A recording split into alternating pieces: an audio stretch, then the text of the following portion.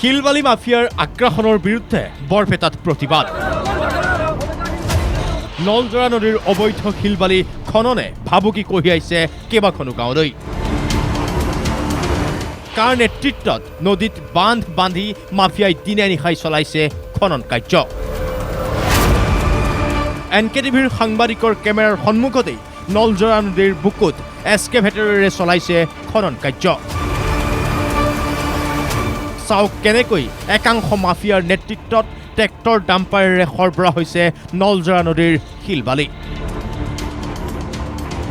এফালে যদি অবৈধ খনন চলিছে, আনফালে খননৰ বিৰুদ্ধে চলিছে প্ৰতিবাদ।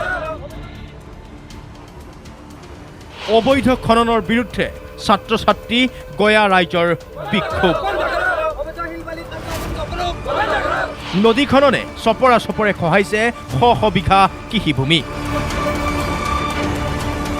নলজৰা নৈৰ সোঁত ভেটা দি মাফিয়াৰ নেতৃত্বত চলা অবৈধ খনন কাৰ্যৰ বিৰুদ্ধে অতিষ্ঠ হৈ ওলাই আহিল ভুক্তভোগীৰ ছাত্ৰ ছাত্ৰী আৰু স্থানীয় ৰাইজ। নদীৰ পাৰতেই সাব্যস্ত কৰিলে প্ৰতিবাদ। যোৱা একমাহ ধৰি কামাৰগাঁও অন্য কৰি নলজৰা নদীত অবৈধ শিলবালি মাফিয়া চক্ৰই নদী ব্লক কৰি দিছে, বন্ধ কৰি দিছে। নলজৰা নদী বন্ধ কৰি দিছে, যাৰ ফলত ছাত্ৰ ছাত্ৰীৰ যাতায়াত বন্ধ হ'ব লগা হৈছে। আমি এখন ADC ছাৰক পৰহি স্মাৰক পত্ৰও দিছোঁ যে অতি শীঘ্ৰে এই নলজৰা নদীৰ ওপৰত যি বান্ধ খুলি দিয়ক আৰু তাৎক্ষণিকভাৱে এই যাতায়াত ব্যৱস্থা সুচল কৰক।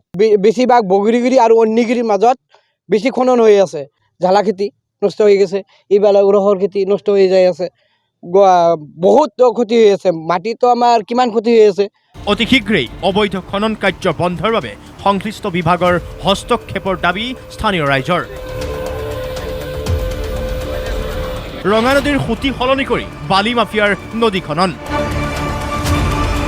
অবৈধ বালি খননে বিপদ মাতিছে ঐতিহাসিক শতজান জলাশয়লৈ। ৰঙা নদীৰ বক্ষত মাফিয়াই যধে মধে চলাইছে বালি খনন। মাফিয়াৰ বিৰুদ্ধে ব্যৱস্থা গ্ৰহণ কৰি উচিত পদক্ষেপ গ্ৰহণ কৰিবলৈ জিলা আয়ুক্তগৰাকীক দাবী বিভিন্ন দল সংগঠনৰ। এই বন নীতিক উলংঘা কৰি যিসকল বালি মাফিয়া আছে, সেই মাফিয়াসকলে আমাৰ যি যাতায়াতৰ স্থল, আমাৰ 15 নং যি ৰাষ্ট্ৰীয় ঘাইপথ আৰু আমাৰ যি ৰেল সেৱা আছে, এই ৰেল দলঙৰ খুব 500 মিটাৰ মাজত তেওঁলোকে যি বালি খনন কৰিবলৈ আৰম্ভ কৰিছে।